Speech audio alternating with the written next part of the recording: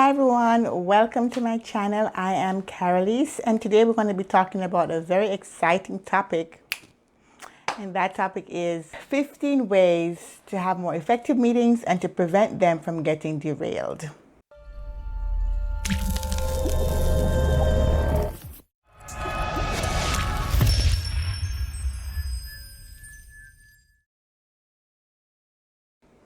All right, so let's get into it. First, before we start talking about the tips, why do meetings get derailed? The most common thing that derails the meeting is lack of planning.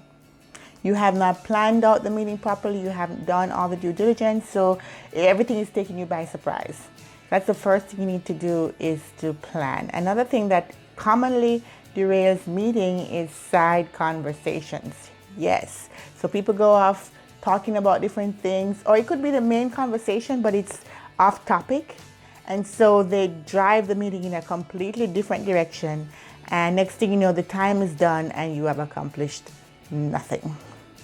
Nobody likes that either. So let's get into the tips to help you avoid all of those mistakes and to just be more productive and effective. Okay, number one. The number one tip is to identify the key persons who need to attend. So if you know what your meeting is about and you know who are the people that can make that decision, make sure they are invited. You don't want to overlook anyone. You don't want to have the meeting and then somebody's like, hey, this person should be here. And you're like, oh, yeah.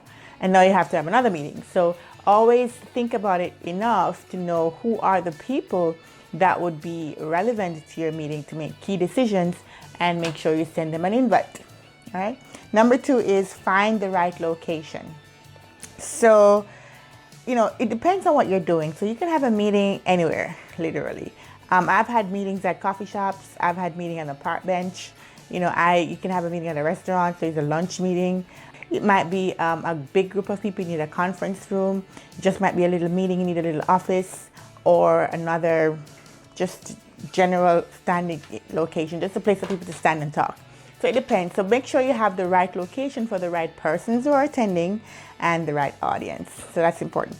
Next, pick the right time. So timing is important. Normally we try to avoid meetings at lunchtime, because if it's around 11:30 or so, people start getting hungry. They're thinking about going for lunch. They're not really hearing what you're saying. So you're not getting the most out of them when that time is chosen. So I also be careful of the culture. So if there's a football game going on, or a baseball game, and the people that you're meeting with are big football or baseball fans, don't have the meeting when maybe the score is being announced or something. I remember when I was in Jamaica during the Olympic Games, every time we had a meeting when Usain Bolt was running, it was mysteriously empty. Not even senior management turned up, because everybody's watching the game. Everybody wants to see if Usain Bolt's going to win. So be aware of the culture, be aware of what's going on around the time of your meeting to make sure that you get people's attention when they do come. All right, the next thing is make a clear agenda. So if you have a meeting and you're not clear about what the topic of the meeting is, nobody else will be clear. Okay, so you need to make your agenda and make it clear, and send that agenda in your meeting invite so everybody else can prepare for the topics that you're going to discuss.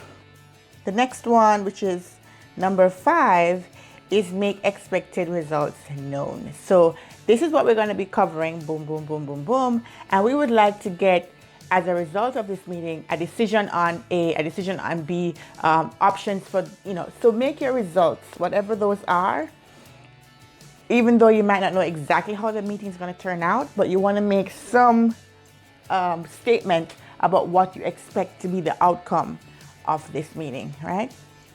I'm sorry, just fixing my hair there. All right, number 6 is anticipate the right duration. So we talked about picking the right time just now, and now we're talking about the duration. So you don't want to make your meetings too long.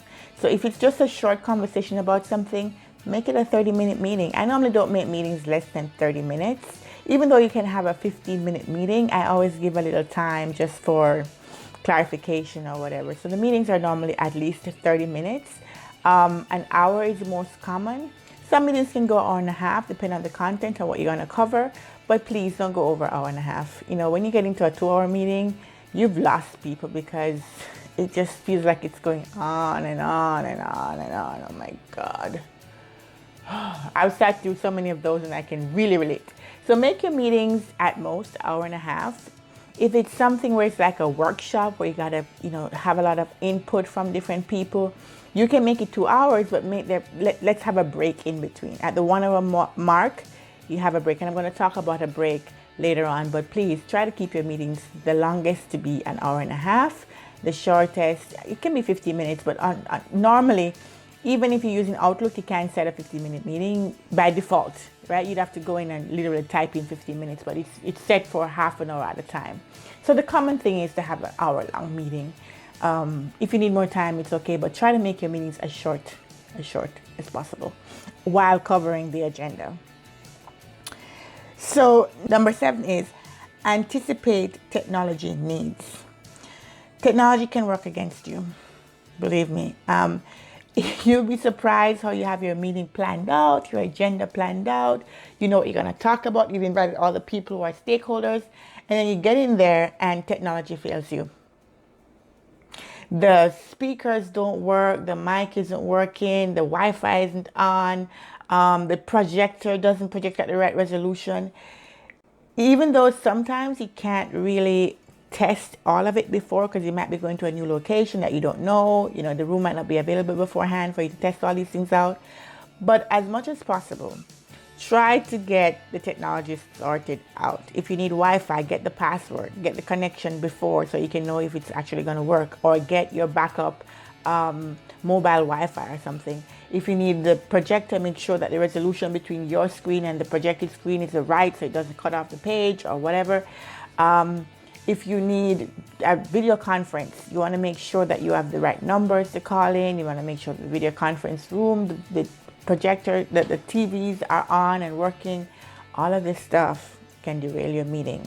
So if you have an IT person that you can count on to help you with all the technology stuff, that is great. And they can help you beforehand to get everything prepped. But the worst thing is to be in a meeting and can't start because of technology. So check on that as much as you can and try as much as you can to prepare, to prep, to get all the passwords, get all the connections that you need so it'll be easier and smoother for you when the meeting does start. Number 8, use introductions. This is one that my friend Matthew really talked about, and I thought this was so useful. It's that when you're having a meeting, a lot of the time you spend so much time yourself preparing for the meeting, coming up with the agenda, coming up with all the information that you need, that you forget that the people coming to the meeting may not even be aware of the issue. They don't know as much as you do if you're the presenter. Even if you are the facilitator of the meeting, you still have to assume that nobody understands the issues that you're going to discuss. So you need to introduce the topic properly, introduce the problem, introduce why you're having the meeting before you jump into the solutions that you're trying to get out of the meeting. Also introduce the people. Many times you're meeting with colleagues and we know who they are and we get so comfortable that we don't need introductions. But there are many times when we might have people on the phone who are calling in. We might be meeting people for the first time and we somehow get into the habit of not using introductions. So it's very important to introduce ourselves and introduce the participants, anybody who's new, for their benefit, right? So that everybody understands who we all are and what the roles are and why we're here and so on. I remember one time I was in a very big meeting with a lot of staff members and the president of the company was talking, and we had people who were physically in the meeting, people who were on the video, and people who were on the phone. And he gets out and he starts talking and talking. And at some point somebody interrupts and says, "Excuse me, who is this?" Oh my God. I was like, because he's the president, so he assumes that we all know him. But the truth is, we haven't seen this person around. We don't know his voice like that. So he didn't come on and say, "Hi, my name is so-and-so, I'm the president, and I just want to make sure everybody knows who I am," or, "This is why we're talking about this topic." He didn't introduce himself at all. He just started talking. And so we're like, people on the phone are like, who is this? And why do they have the authority to talk about anything? So it's very important to introduce people and yourself. All right, so number 9, if you use slides, make them good. My voice is going out now. I don't know. If you use slides, make them good. This is very important because sometimes the meeting can be derailed by the presentation slides. I have seen some terrible slides in my life. Oh my God. Like, it's like somebody took a Word document and dumped it on the PowerPoint and presented it. And I'm like, this is not even, you can't even understand what the person is saying because you're busy trying to figure out what does it say? Like, it's a 12-point font. Terrible. Or they put some really ugly pictures, or the slide design is just really ugly. Those things distract from the meeting and they are not good. So if you're going to use slides, make them count. Or presentation slides can distract and derail your meeting and make it not effective. So if you use it, make it good. Number 11, stay on topic. Oh my God, I cannot tell you how important this is to stay on topic. And it's very difficult, it's very difficult. But you have your agenda, you have your bullet points, you know what you want to cover. So whenever you see someone going off topic, you really need to bring them back, and you need to make sure you yourself keep with the agenda and you don't go off on your own side conversation as well. Number 12, respectfully redirect off-topic discussions. So when people go off on their own discussions or try to derail the meeting by talking about something that's not really related, you got to shut them down. They will derail your meeting and make your meeting waste time and not get the results that you need. So you got to shut them down. The thing is, you got to do it respectfully. You got to let them feel respected, but let them know that this is something that we're not discussing right now. We will come back and revisit it another time. Right now, we want to focus on so and so and so. Right, so you let them talk for a little bit, not too long, just a little bit, so they get to feel like they're participating. But the minute they give a pause, you just jump right in and say, okay, that's important, but we really want to focus on these topics in the short time that we have, and we will probably have another meeting to discuss XYZ. Shut them down. All right. Number 13, add breaks. You need to be able to add a break in the meeting, especially if you're having a long meeting, so that people can get a chance to kind of relax a little bit and get re-energized and come back with more attention in the meeting. It's really good. A break can be just to have a refreshment. It can be just to stop, have a little joke, and get back at it. But having breaks in long meetings is really good for keeping people's attention. Number 14, offer food. Yes, if you put in your meeting invite that there will be refreshments, nothing gets people to a meeting than the offer of free food, right? But the only thing is, try to make sure it doesn't distract from your meeting by making sure if it's a full meal that you're offering, like a lunch or so, that is provided at the end of the meeting and that they can see or smell it while you're having your meeting. If it's just going to be like refreshments, then you can have the drinks. If it's drinks and like sodas or so on, you can have that during the meeting. That doesn't really distract. If you're going to have finger food or so on, all food that you're going to eat needs to be at the end of the meeting, and you should not be able to see it or smell it while you're in the meeting. Okay, so that's how you use the food to get people's attention and to keep them interested to the end of the meeting. The last point is number 15, to dress appropriately. You can derail the meeting just by how you dress. Your clothes can distract from what you're saying. How you're tired can distract. If you're wearing really, really high heels and you can't really walk in it, you're walking and bending, people are looking at that. Or if it's strings falling off your clothes, or if your clothes is too tight, or any little thing. So the most distracting thing in a meeting is when you have to listen to a presenter and their dress is like distracting to you because it's too tight, it's not the right attire, or whatever. So dress right and you can have less distraction.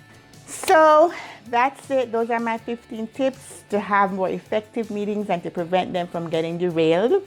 If you like this content, people, please like and subscribe, and I will keep on coming out with new videos about different types of soft skills that you can use, not just in business analysis, but in IT and in life as well. So I hope you like this video, and I'll see you next time. Bye-bye.